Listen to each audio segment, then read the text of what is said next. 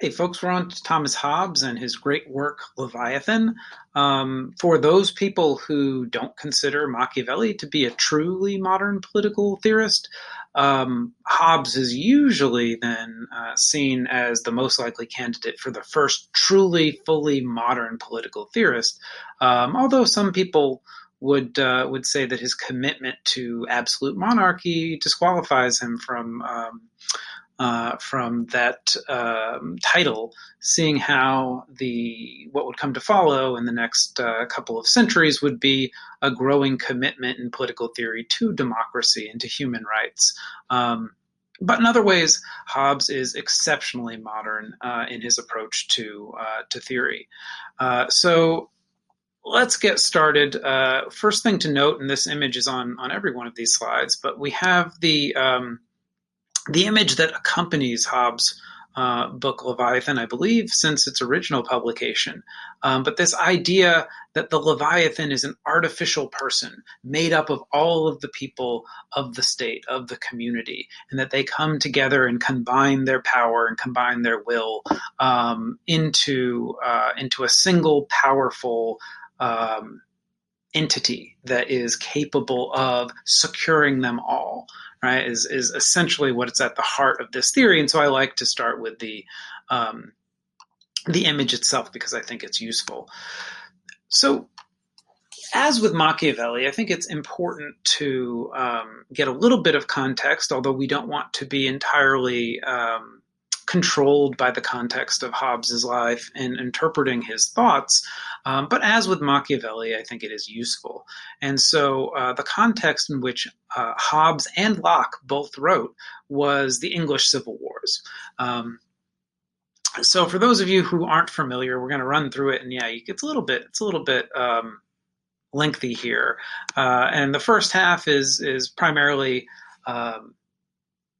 the context in which Hobbes was looking at when he was writing, and in the second half here, we're looking more at Locke for this second material here. So, what's going on, right? We have King Charles I in England, who is, claims the right of divine right monarch. And by the way, Hobbes was actually not that popular with advocates of divine right monarchy that said that, the justification for monarchy is that God says this person and this lineage is divinely empowered as the representatives of God to rule. And that's the justification for, Charles and his line to be in charge.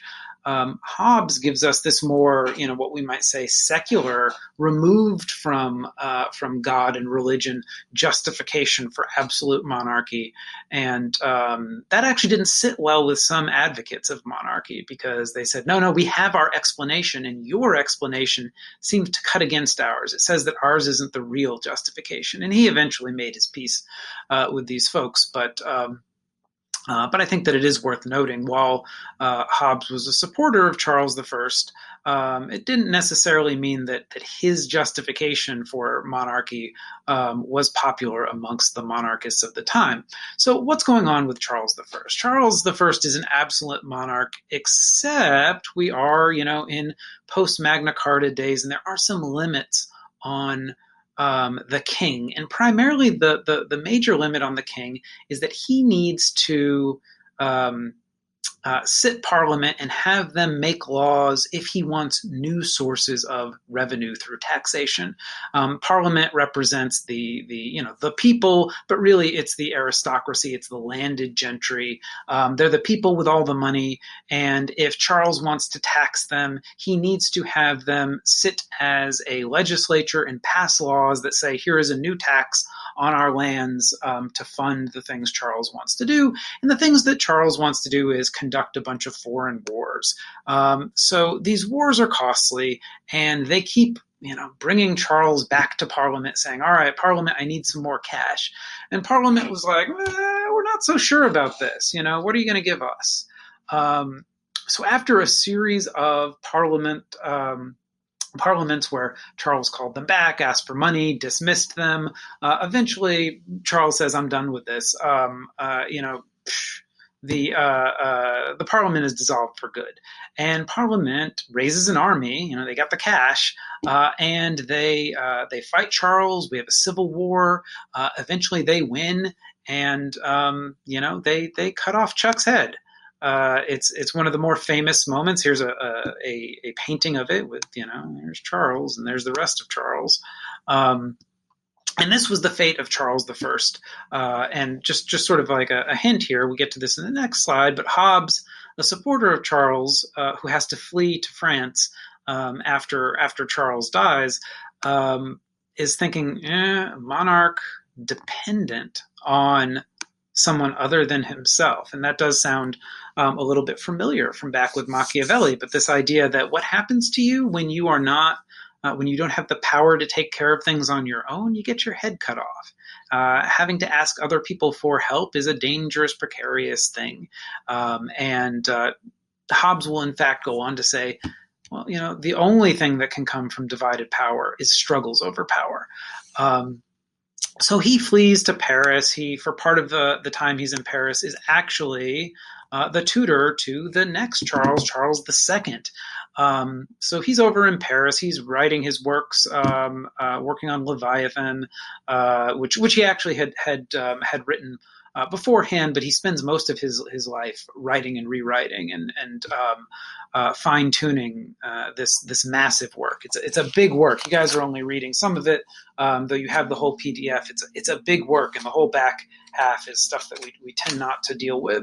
But really, it's considered one of the masterworks of political theory. So while Chuck the second is over in Paris still with Hobbes. You've heard of Oliver Cromwell. He takes over, becomes sort of the de facto new dictator. Then he dies, and there are some questions and struggles about what to do. The English have been fighting wars with the Irish and such, and it's a lot of uncertainty. Is there going to be another big war? The monarchists are able to convince everyone, let's bring Charles II back, because if we can't decide who should take over power after Cromwell, well, how about let's give it back to the hereditary monarchy. So Chuck II comes back and rules for a long time. During that rule, Hobbes dies.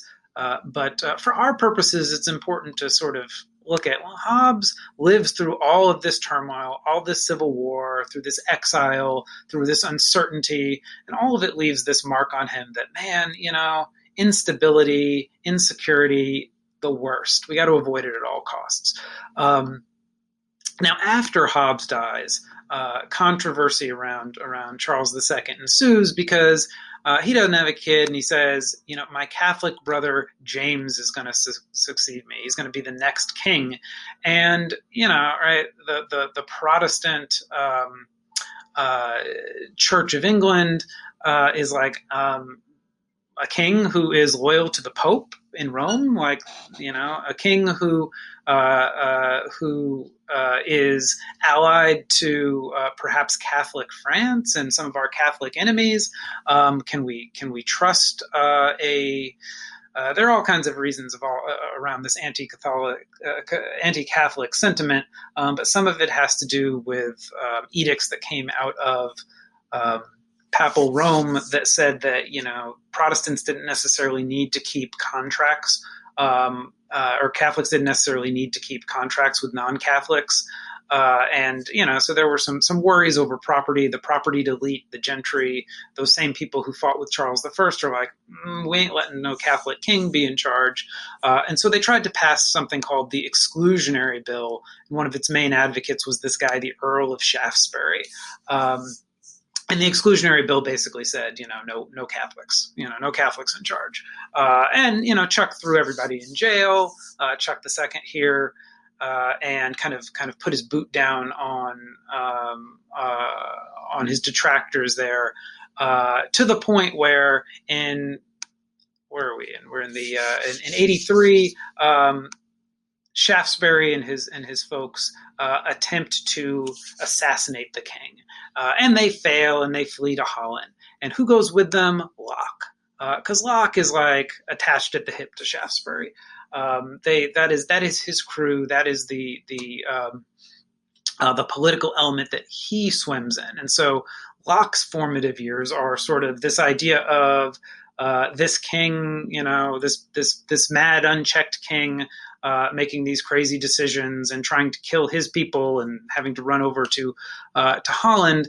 And so whereas Hobbes is writing in this context of how do I justify a king that can never be challenged, Locke is writing in this context of how do I justify overthrowing an unjust king? Right? They're pushing in their politics are pushing in different directions, and so while he is over in exile, Locke writes his second treatise, his two treatises, his second treatise, not treaty, treatise on government, where he essentially justifies revolution against a king that violates the rights of the people, and a justification for what constitutes legitimate government. Now, when Chuck dies and his brother James takes over, people are not cool with it, and William and Mary, in exile in Holland, come sailing over, and we have the glorious revolution, the bloodless revolution, where they depose James and take over, and we have the famous, William and Mary as monarchs. And what is, again, the justification for this revolution and for the legitimacy of William and Mary as opposed to the William and Mary who make concessions to Parliament and the people, as opposed to the absolute monarch James? Well, Locke writes it out in his second treatise. And so that's the context, these civil wars in which these folks are writing. But we don't want to be necessarily married to that as the explanation for why they said everything they said. That's just, what led we want to say that's what led their minds in the directions, what kind of the observations they made about human nature and human politics that led them to the conclusions that they believed to be universal. All right, we are taking a while here. So again, the life lessons that came out of Hobbes's life: war, particularly civil war, is hell. It's worse than any ruler. A bad ruler is better than no ruler. Bad ruler is better than a civil war. Dividing and limiting the leader of your state leads to civil war. So your ruler, be it a king or an aristocracy or even a democracy, needs to be absolute. They can't be checked, because if somebody has the power to stop them, to check them, they're going to use it, and there's going to be a conflict over power and who's in control. That's what happened with Charles the First and Parliament. And that dirty Parliament that cut off James's head and caused all of these rebellions, and then couldn't lead, and had to give over power to Cromwell, and then couldn't decide what to do after Cromwell's death. Well, democracies are inherently about as divided as you can get. It's dividing power between a whole bunch of different people. So what's preferable to that? Having all of the power in a monarchy, and a single person makes the rule much more stable, much more secure, much more decisive. And we tend to believe this. We even today, our militaries are very hierarchical, so that one person, commander-in-chief, the president, makes that decision, says off to war, troops do this. It's a much faster, more energetic, as Hamilton would say in the Federalist Papers, way to secure order, and that's what Hobbes was all about. So he said absolute monarchy, that is the way to go. And here we have, sort of a summary here. The science, the political science, the social science that Hobbes thinks he's doing, based on his observations of human nature and of politics, shows to him that the institution of a monarch wielding absolute power is the solution, right? Almost like mathematically, to human nature plus social circumstances equal war. Human nature plus absolute monarch equals peace. He thinks it's mathematical in that sense. And when you read Leviathan, boy, I should have this in the slides, but where's my little thing of,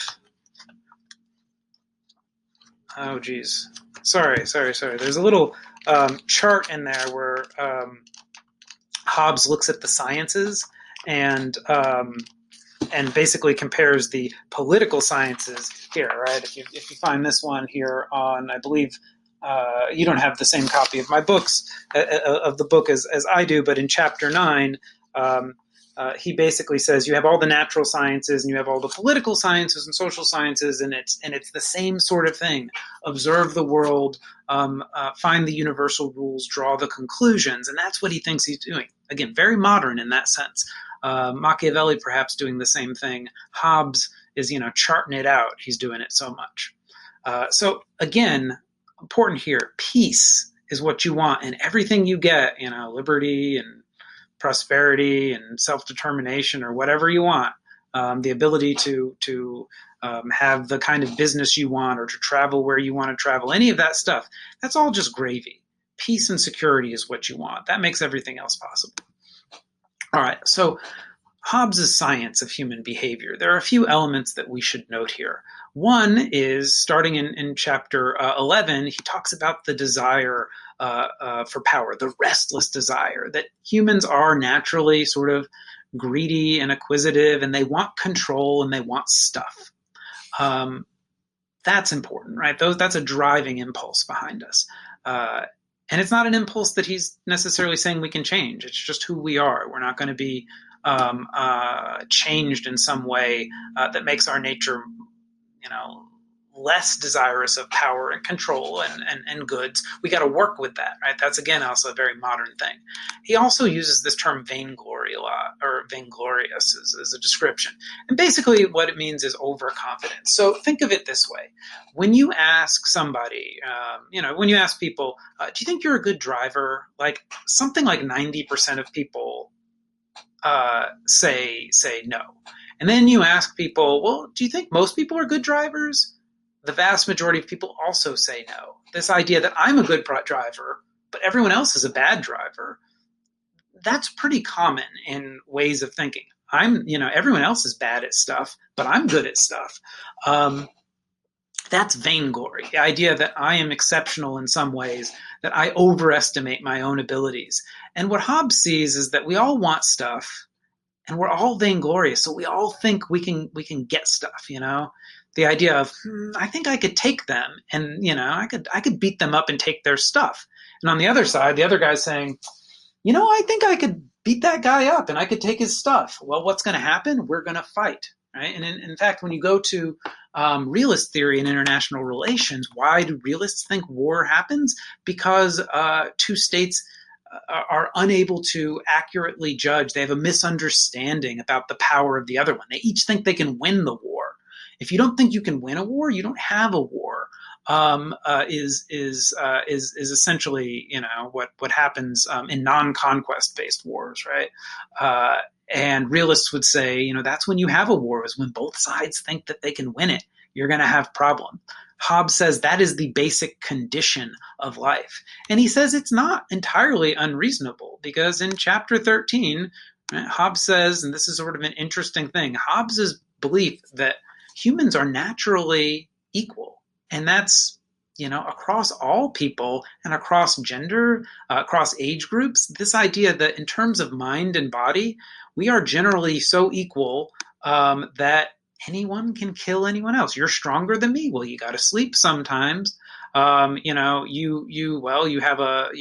and another person take shifts and have a guard, and you're both strong. Well, let me go get 3 or 4 people over here, and now we can overpower you. But then I take over, and those 3 people that I teamed up with, they can overpower me.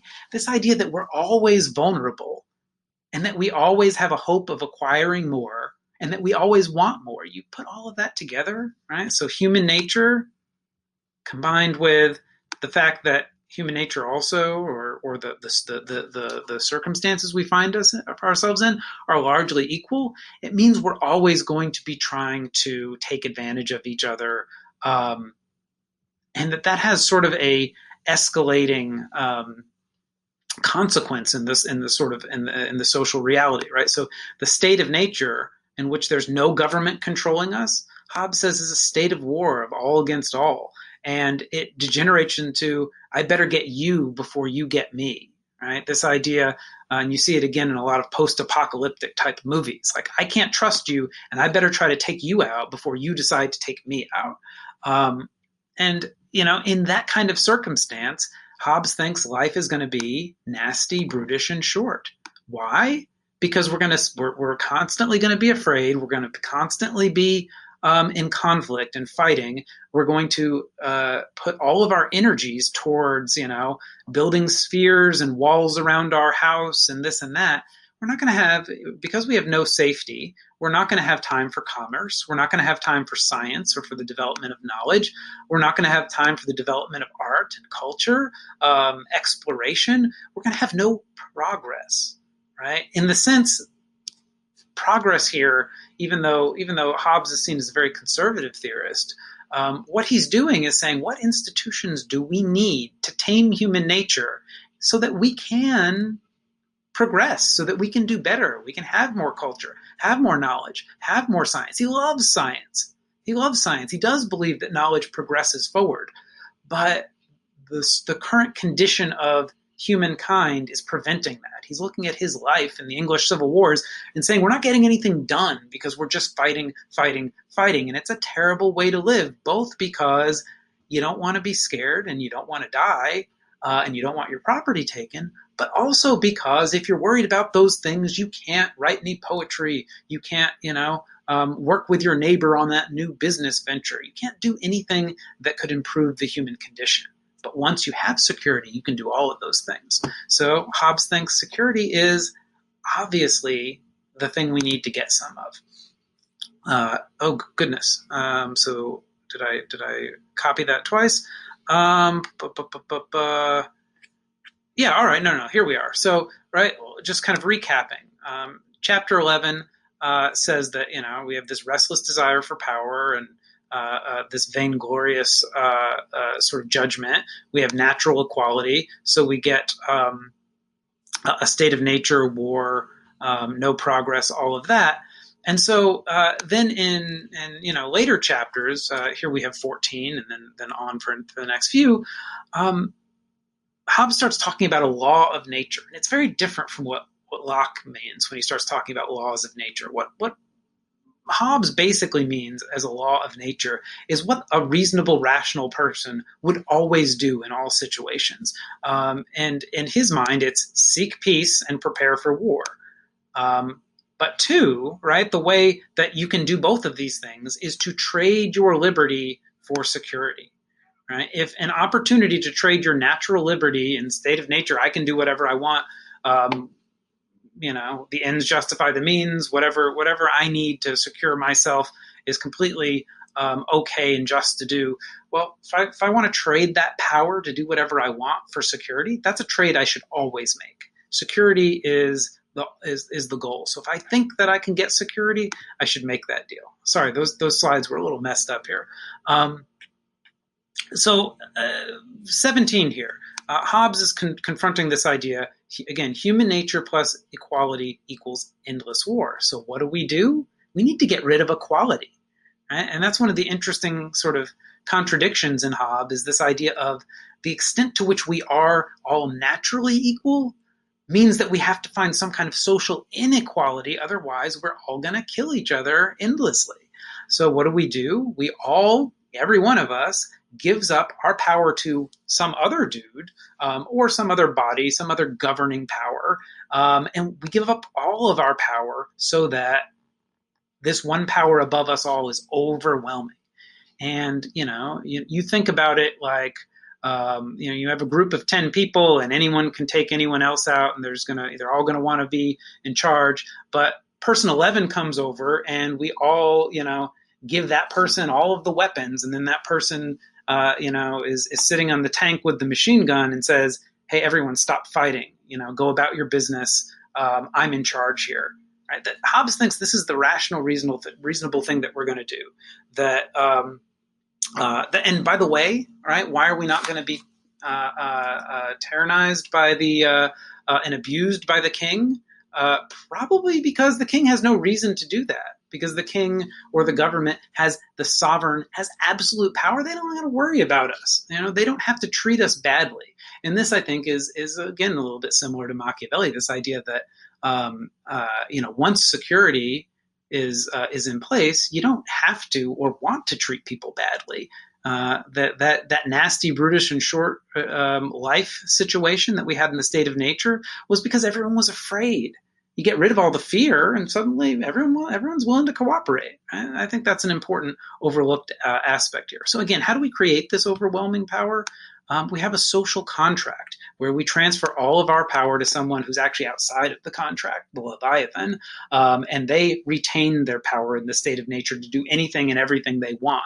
All the rest of us, we give up that power. We say, we don't make our decisions about laws and how the society works. We give that all to the Leviathan, and the Leviathan retains ultimate freedom. This is sort of a confusing thing, but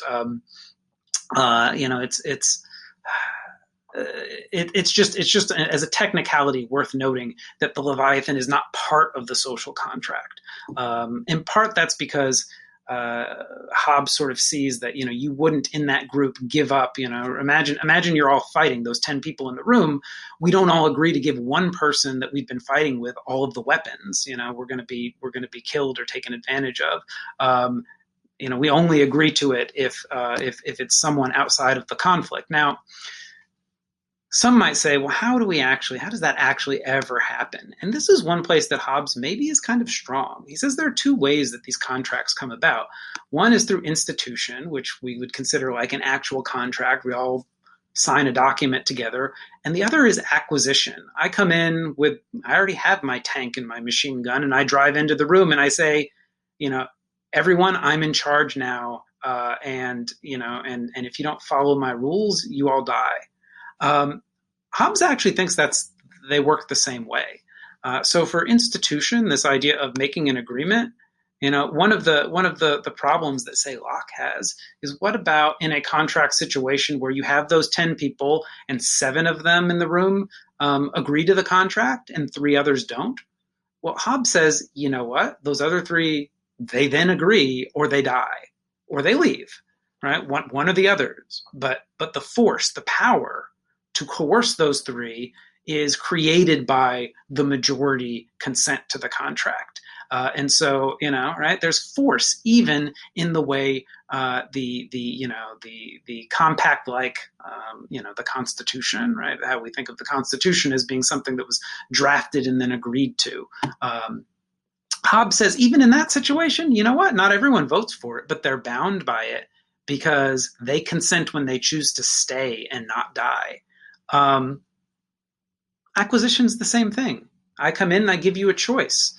I put a gun to you and say, you can agree to be subject to this contract, to this state, to this sovereign, or you can die.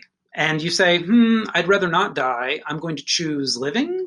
And the sovereign says, there you go. You've agreed to the contract of your own free will.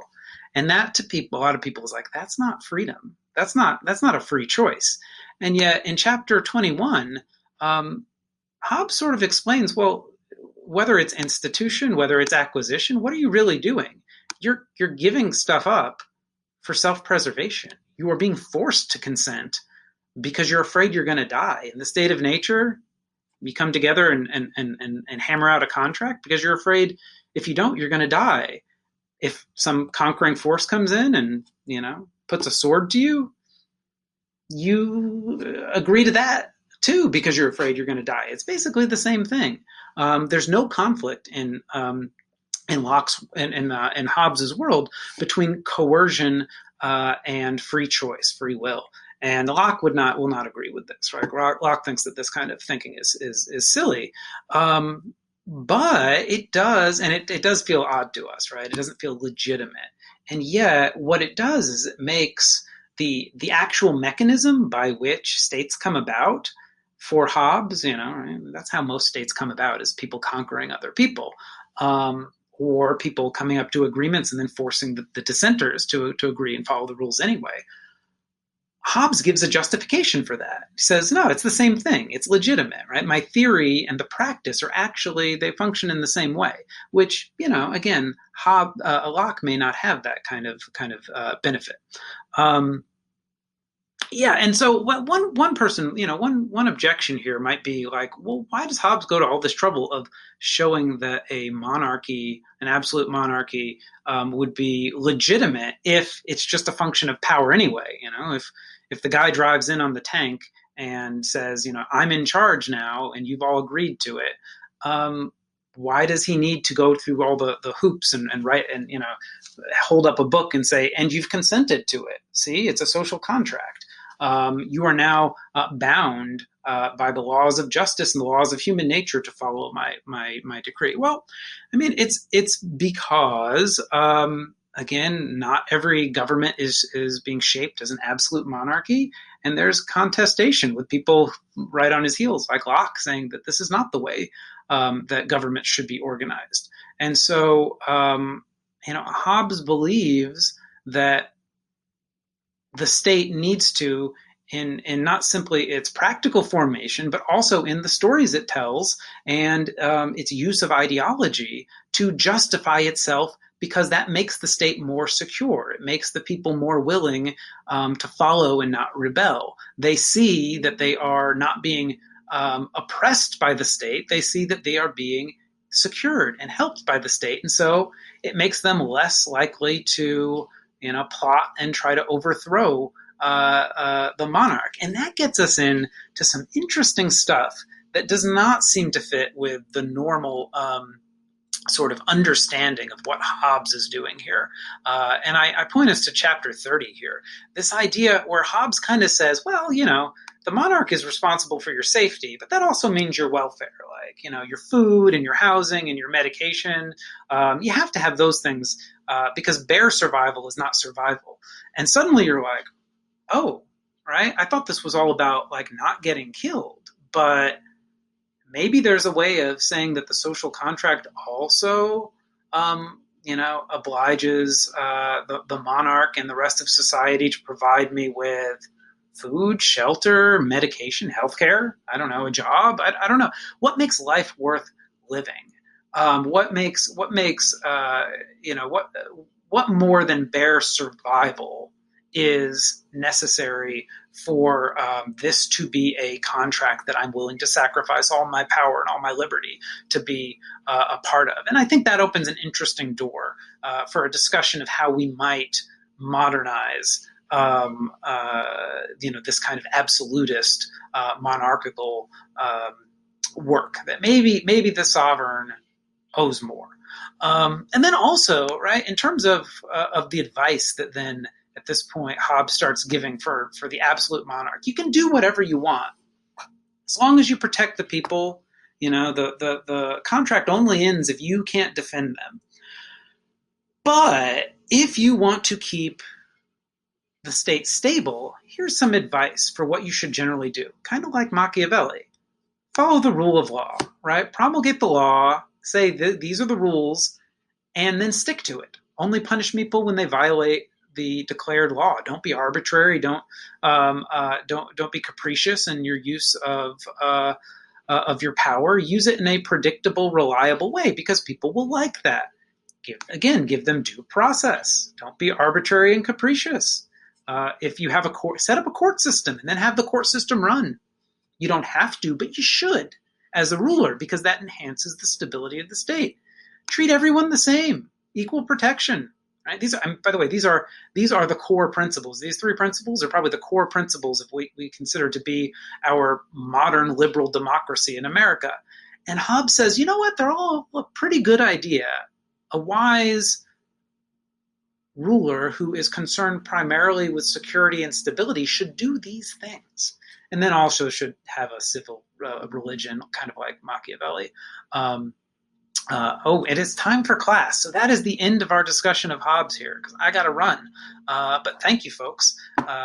Hopefully this makes Hobbes a little bit clearer, and on to Locke next week.